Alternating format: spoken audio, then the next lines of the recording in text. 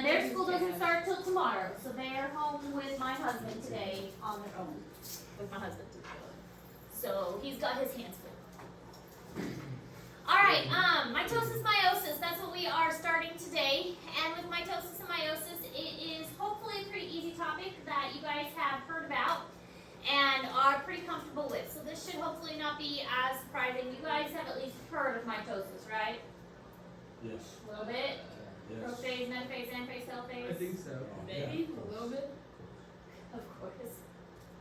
Honestly? Yes? A little Maybe. bit. Yes. Okay. This isn't super challenging. Good. You guys did pretty good with replication, transcription, and translation. This one shouldn't be too challenging either. Now, this one is about how the cell reproduces and basically how the cell makes a copy of itself. So we're going to start with kind of an introductory video, just kind of introducing the topic.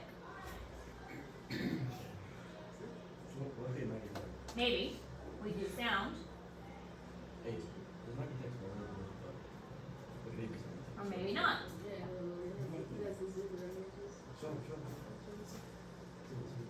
Okay.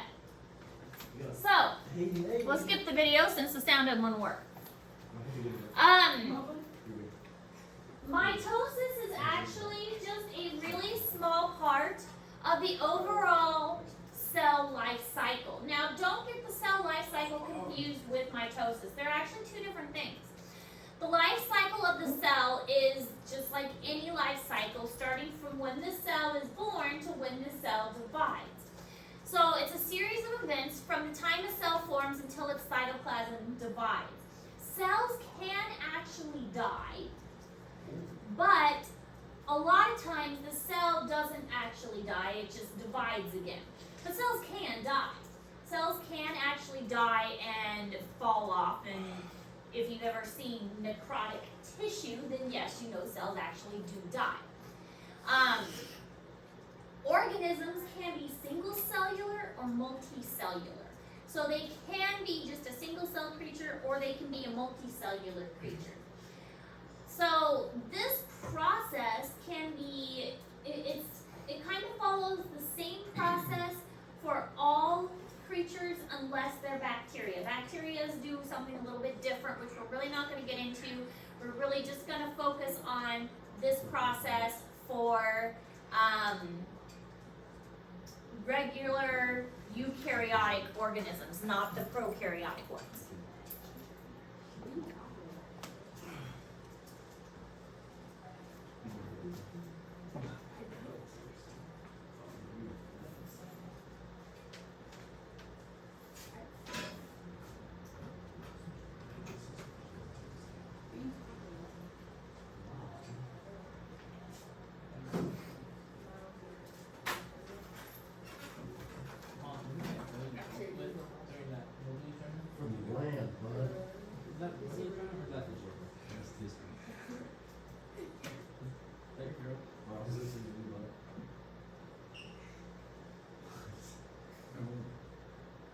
I thought he said I would.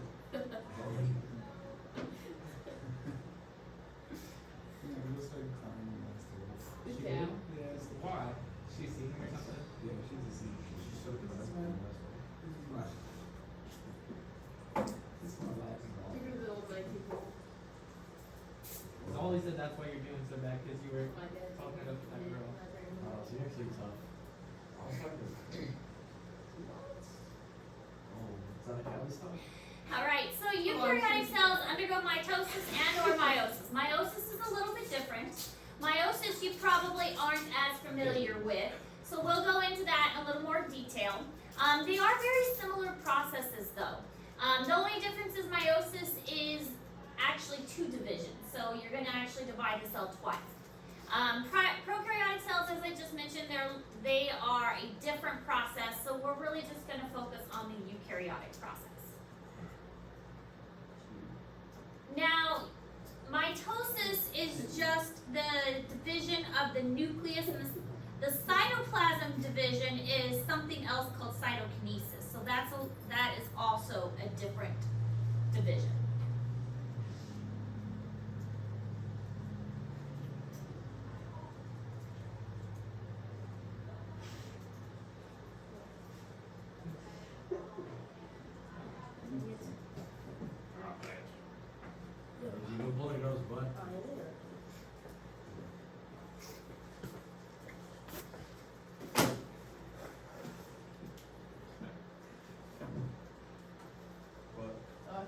Chromebook.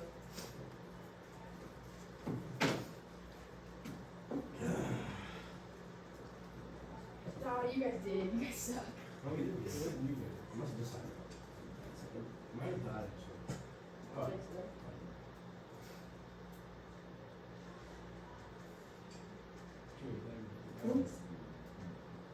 What? He must have been.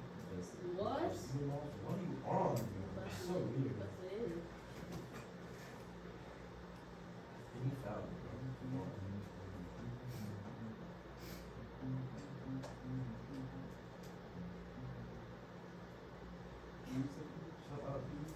All right, so this slide is in Google Classroom, and I wanted to put it in Google Classroom so it gave you the exact definitions of the two different processes.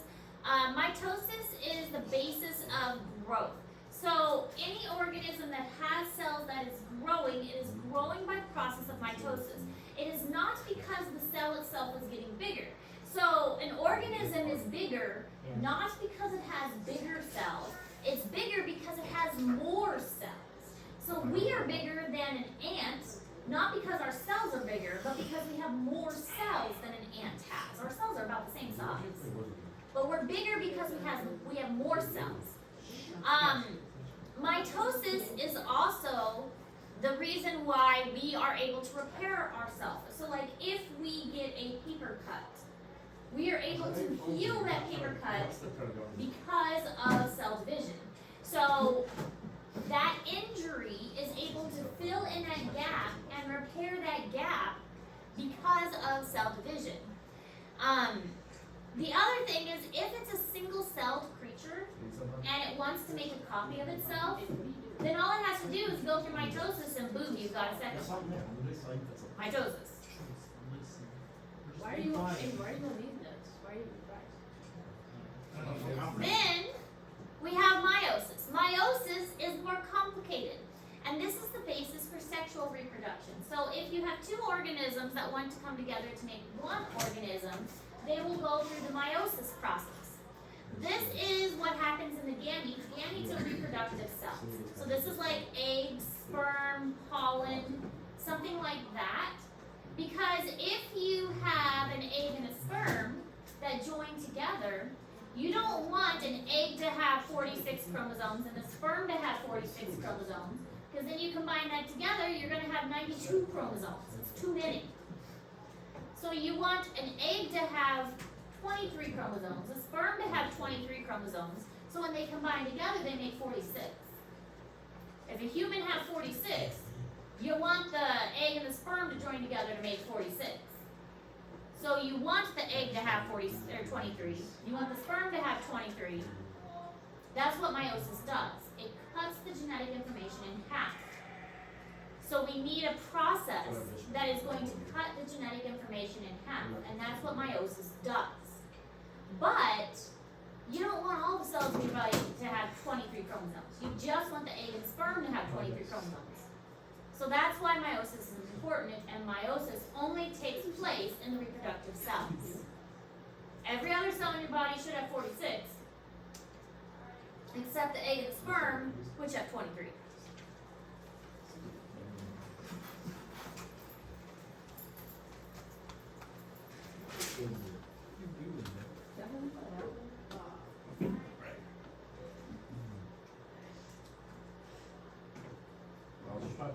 Robert Remak is not one of the best known names in the history of science, but for me, he's a genuine hero for our story.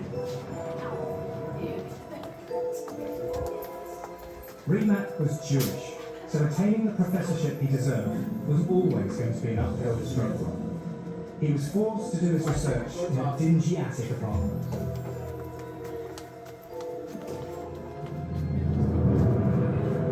Despite these obstacles, Remak set out to discover how new cells originated. He realised his best hope was to look in a place where he'd be guaranteed to see lots of cells forming.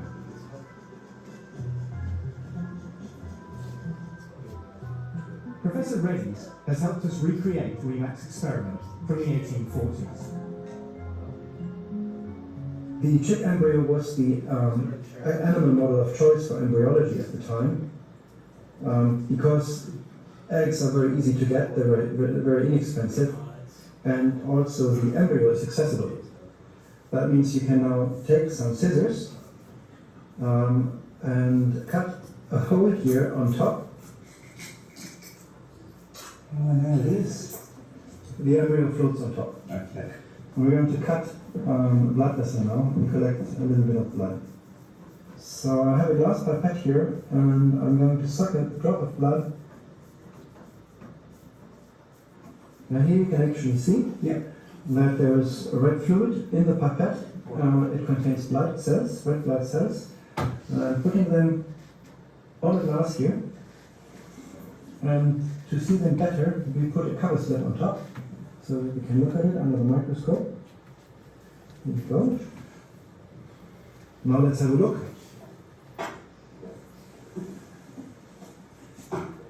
Take the microscope here, which is of the type that Remarque may have used. It's a really old one. I have to adjust the light source with the mirror here. Not the type of scope that you're used to using. Well, the scopes we're using are a bit more modern now. You can actually look with both eyes. Mm-hmm. I will have to close one eye and look through here. And what you can see actually is many blood cells. They're still floating around a little bit because the fluid is moving. They're round, most of them. But occasionally I see a cell in division, which is not round, but which has I don't know the technical terms in English. There's some invagination of the cell membrane. That is the same word, invagination. Yeah. So it begins to split into two like that. Right. So it invaginates at both sides. Yes. That means cells separating from each other in this stage, which takes a long time. So you cannot see the whole process because it takes several hours. But you see snapshots of this process. Have a look.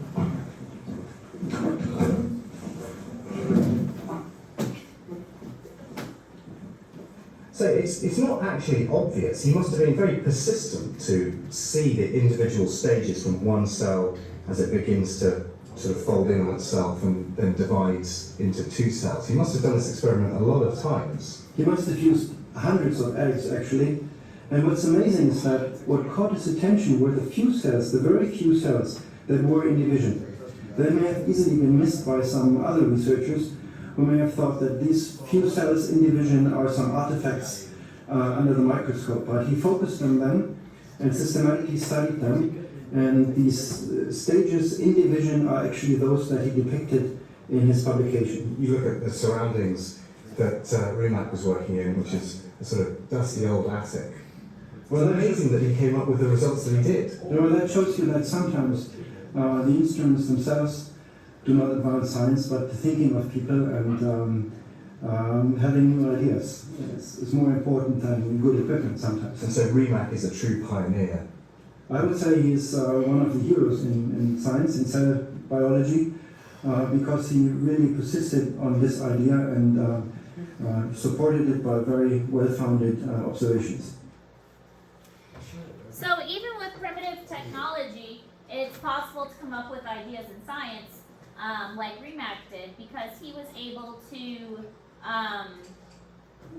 use the very primitive microscope as a way to look at those blood cells under the microscope, which is something that we are going to do. We're not going to look at blood cells, but we're going to look at other types of cells.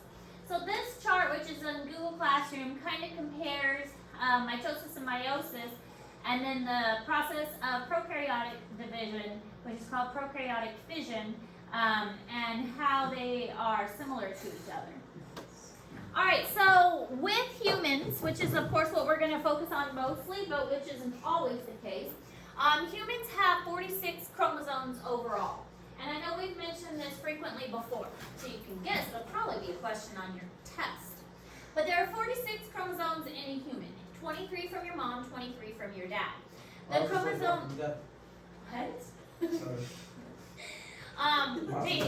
They differ in length, shape, and they carry the same information on them. So like you have a chromosome for hair color from your mom, you can have a chromosome for hair color from your dad, and they have the same kind of length. That hair color chromosome has the same length and the same kind of shape, the kind of genes on it. Because You're not, it's hard to tell which is from mom, which is from dad, but they are similar, which is called homologous chromosomes. And we'll talk more about that later on, especially when we get to genetics. But the homologous chromosomes especially become important when we talk about meiosis too, because when we get to meiosis, we'll see that those homologous chromosomes pair up and then get separated out. And that's part of the process that allows us to get the information that we need into the correct cells in meiosis. Good back.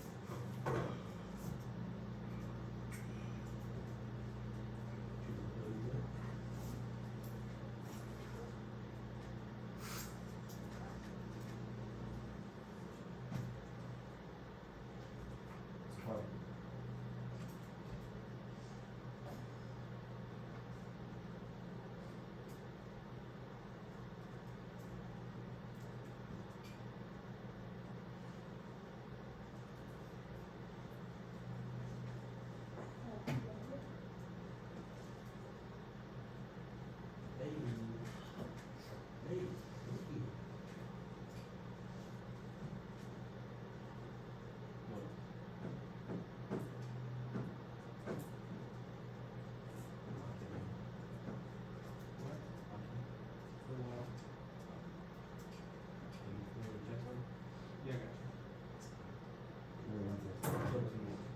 What was gonna say? How was your dad? Alright, so the first stage and the one that the cell spends most of its life in is called interphase.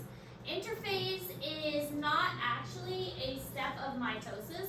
It is basically the cell being a cell. So this is when the cell spends most of its time doing its cell functions. If it's a skin cell, it's being a skin cell. If it's a heart cell, it's being a heart cell. It does most of its job and most of its function during this stage. So during interphase, the cell roughly doubles the number of cytoplasmic components. So think back to when we learned about like parts of the cell. So it's doubling. It's like endoplasmic reticulum. It's ribosomes. It's it's Golgi bodies and things like that. Because if it's going to go through mitosis, it needs to have twice as much stuff, so that each of the resulting cells has enough stuff in it. So it needs to make sure that it's got double the amount of everything, so when it divides, it's got enough. So during interphase, it's going to make sure it's got double of everything. It's also going to copy its DNA during this part. So we learned about replication last semester. Replication is going to take place during interphase. So this time, when the cell is just doing its cell stuff, it's also kind of casually getting ready for its division process. As it's getting bigger, it's thinking, okay, well, we're getting too big now, we need to get ready to divide. And so it's going to make a copy of its DNA through that replication process. Remember, that was semi-conservative, so the DNA breaks apart and it uses each side of the DNA strand as a template to make a copy of its DNA for the rest of the DNA to match up those base pairs to.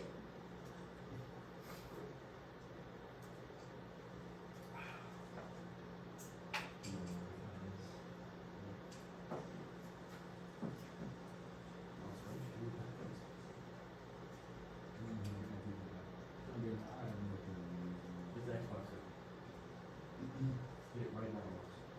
Does it use login? What is it, Moss? Form a multi-password case I use trackers. I thought I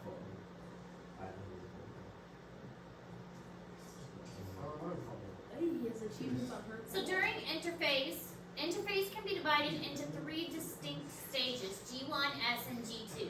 G1 stands for growth 1, and then G2 stands for growth 2, and S stands for synthesis.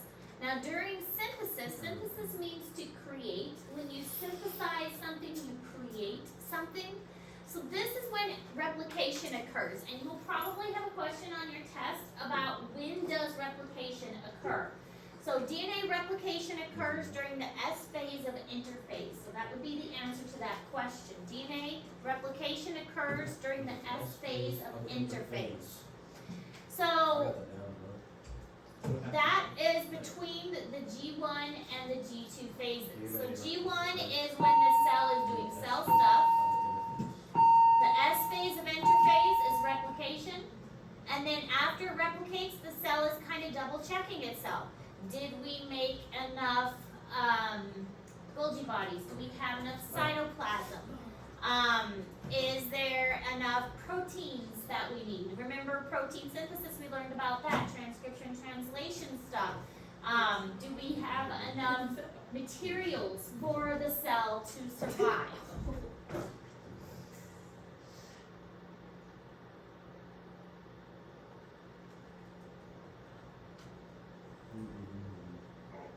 Sign in. What? Sign in. That's what I was assuming. No, you just wanna not sign in.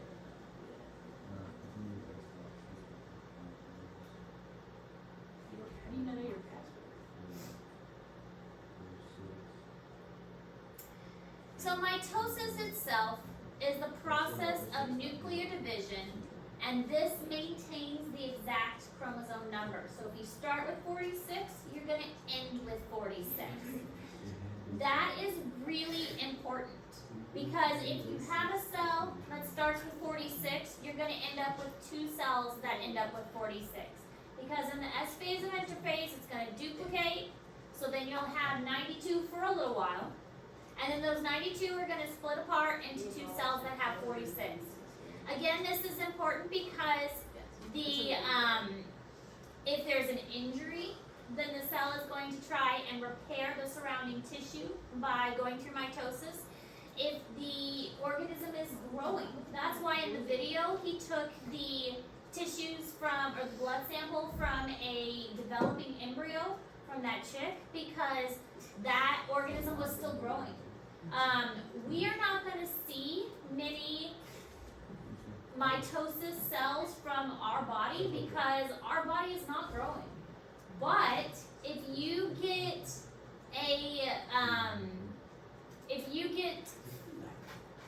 a cell from a plant from the root tip, then you're going to see a lot of growth because a root tip is growing. If you get it from an embryo that is just developing, then you're going to see a lot of mitosis because that is growing. And so when we do our lab and look at things under a microscope, you're going to see a lot of, the slide we're going to use is an onion root tip, because the root tip has a lot of mitosis because the root tip is growing. So anywhere that there's a lot of growth, that's where you're going to see mitosis.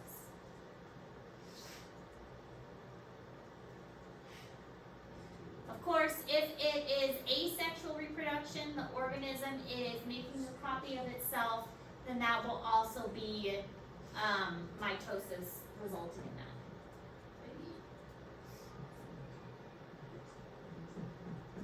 You don't know my password. Probably like on the grid Nope. or something like that. Nope.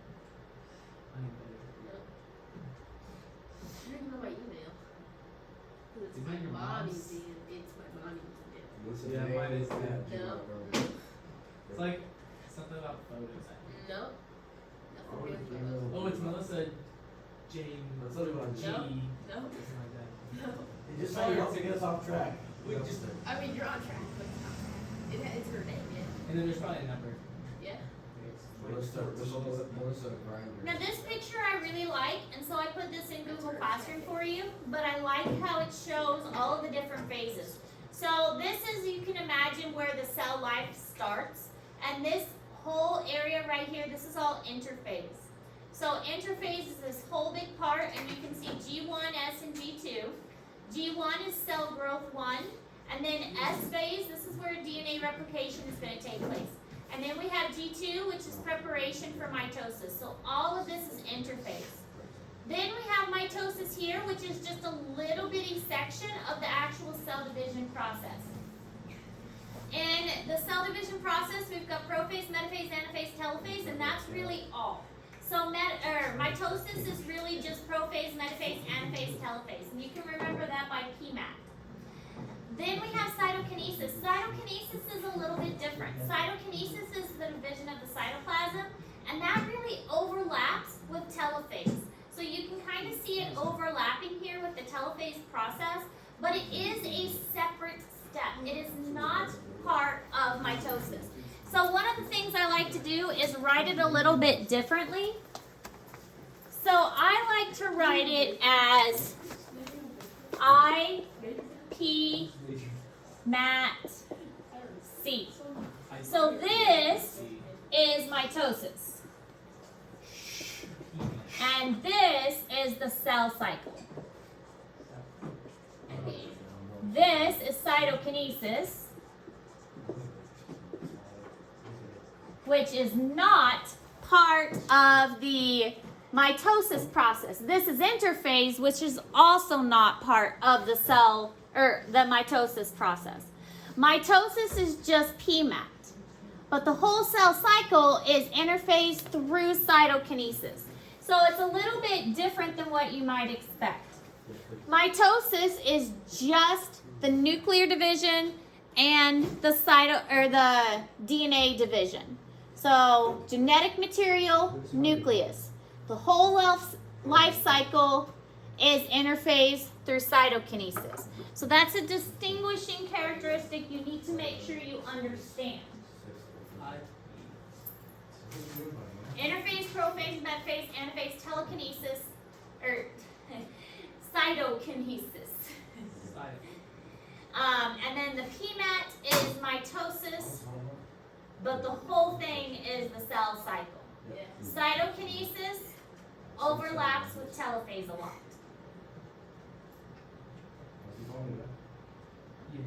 Most eukaryotic cells follow a process of growth and division called the cell cycle. These events include a growth stage, mitosis or nuclear division, and cytokinesis or division of the cytoplasm. Throughout interphase, the cell is engaged in growth and metabolic activities. Interphase can be further broken down into 3 discrete phases called G1, S, and G2. During the G1, or first growth phase, normal cell functions occur as well as cell growth. In the S phase, DNA replicates, producing 2 copies of each chromosome. During the G2 phase, the cell continues to prepare for mitosis and cell division. Mitosis, or the M phase, has 4 stages: prophase, metaphase, anaphase, and telophase. During prophase, the chromosomes become visible and condense, becoming shorter and thicker. Each identical copy of a single chromosome is called a sister chromatid. The nuclear envelope breaks down and spindle fibers form as microtubules grow out of the centrioles that move to opposite poles of the cell. During metaphase, the double-stranded chromosomes line up along the equator of the cell.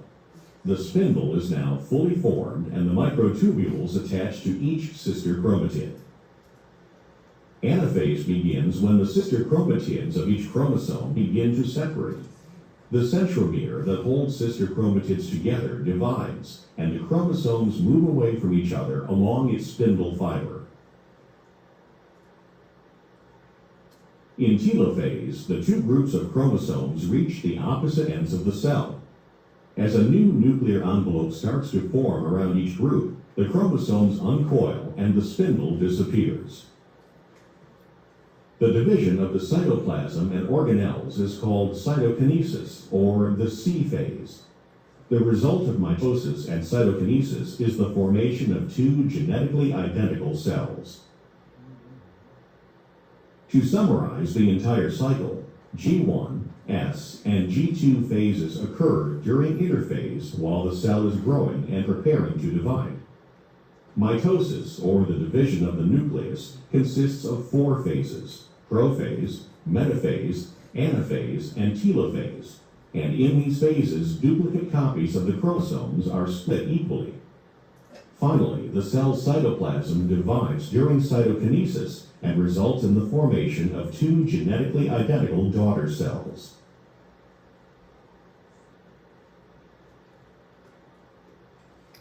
Alright, so a couple of the terms, two daughter cells. That's what it's called when the cell actually splits. You start with the parent cell. When it splits, it forms two daughter cells. Now, with mitosis, the important thing is they are genetically identical. You want them to be the same. You've got a parent cell, which is, for instance, a skin cell, and then it divides. You want two skin cells. You want them to be exactly the same because you don't want a skin cell deciding, hey, I want to be a stomach cell. That's not what you want. You want them to stay a skin cell. So mitosis, it's important that they stay the same. So each with the same number and type of chromosomes as the parent cell. They need to be the same. This is also called diploid, 2N. So that may be something that you see appear every now and then as well. Diploid means that it contains a full set of genetic information. So 46 chromosomes, that's diploid. You have two sets, 23 from mom, 23 from your dad, that's diploid. So two sets of information, one from mom, one from dad. Haploid we will see in meiosis. Haploid means you only have half of the information, so that's 1N. Haploid would be 23 chromosomes. So that would be in an egg or a sperm, for instance. Then we've already used the term homologous. Homologous means that the chromosomes have the same length, the same shape, the same genes. So it would be like you have a chromosome for hair color from one parent. You have a chromosome for hair color from another parent. You have a chromosome for how tall you are from one parent. You have a chromosome for how tall you are for another. Those are similar. Homologous means similar. So similar chromosomes. Homologous chromosomes are more important in the meiosis process because we will see the homologous chromosomes pair up. In meiosis, the homologous chromosomes are going to pair up, and then they're going to separate out a little bit differently in meiosis. They're not as important in mitosis, much more important in the second process, meiosis.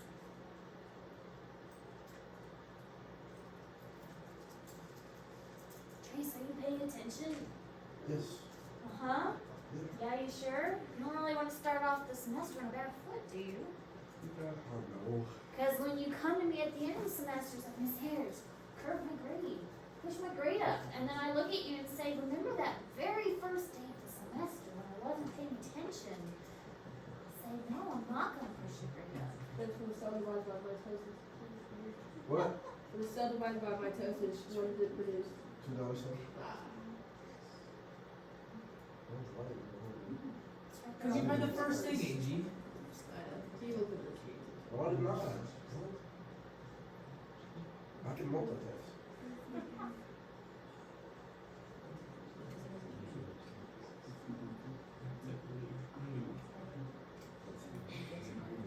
Alright, so this kind of talks about it again. When the chromosomes condense and after they make a copy of themselves, it's called a sister chromatid. So the original chromosome is a chromosome, but after it replicates, remember that replication process we learned last semester, when it replicates and makes a copy of itself, it joins together and makes a sister chromatid. When it's in a sister chromatid form, that is the original chromosome plus a copy of itself. They are identical to each other. And again, identical is important. You want them to be the same in mitosis. Now, when we get to meiosis, we want them to be different because genetic diversity is good, but not for mitosis. Mitosis, we want the same. We want them to be the same in mitosis. So right now, the sister chromatids, when they're formed in an X shape, we want them to be the same. So this all takes place, this replication is taking place in the S stage of interphase. Duplicated sister chromatids, exactly the same in the S phase of interphase.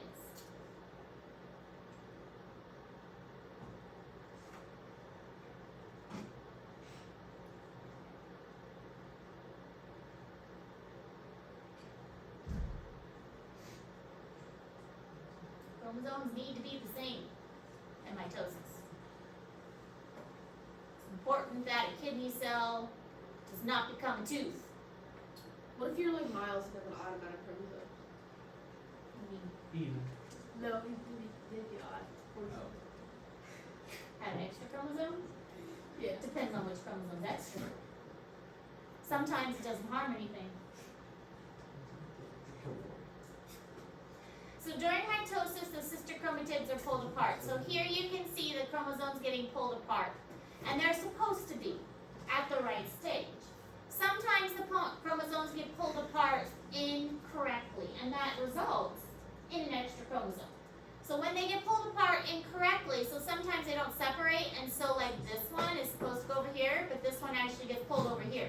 So that would result in an extra chromosome. But they're supposed to get pulled apart, each going to its own separate cell. And so then it would divide here in the center, and that would make each side have the right number. But sometimes it doesn't happen. Sometimes like they'll stick together and this one will come over on this side, and that would result in uneven number of chromosomes.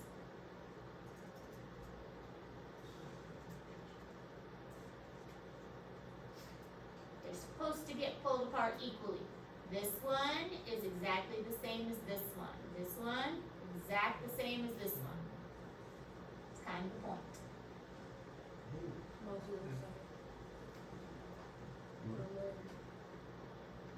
Ooh, eyeballs in this. And then this is in Google Classroom, so you don't have to write this down. But this shows the original cell, one blue, one red, one from mom, one from dad. They've made a copy of themselves, that's why they're in the little X. The mom has made a copy, the dad has made a copy, and then by the time they're separated out, this one looks exactly the same as the parent. This one also looks exactly the same as the parent, and oh look, they look the same as each other too. All three exactly the same. That's what we want with mitosis. The two daughter cells look the same, the parent cells look the same. Everybody is all exactly the same. That's what we want in mitosis. Okay, so whether or not a cell divides is determined by, like, whether or not the cell actually is going to divide is determined by something called gene expression controls. Now, basically, the cell's only going to divide if it needs to. If the cell does not need to grow, it's not going to divide. Why? If the cell is not injured, like the area around the cell is not injured, the cell's not going to divide. If the cell's not old or doesn't, the cell's only going to divide if it needs to, and there are gene expression controls that help with that. Most of the time, the cells are going to stay in G1 and not go past G1, and that's good. I mean, my children are still fairly young. My youngest is 4, so he's growing like a lot and very fast. So his cells are going through mitosis way faster than my cells are. And so his genes are, or his cells are not kept in the G1 phase as often. His are going through replication really fast. Mine are kept in the G1 phase by my gene expression controls. And these checkpoint genes are saying, okay, my cells don't need to divide, I'm not growing as much, let's keep them in the G1 phase. He is growing like a weed, and so his genes are going through mitosis much more frequently. So basically, if a cell does not need to divide, or if it is not ready to divide, it is not allowed to divide. We do not want our cells to just grow randomly. That's bad. It's bad if our cells just grow willy-nilly. That's not something we want to happen. It'll be tough. Get taller out of nowhere. Yeah, that will be tough.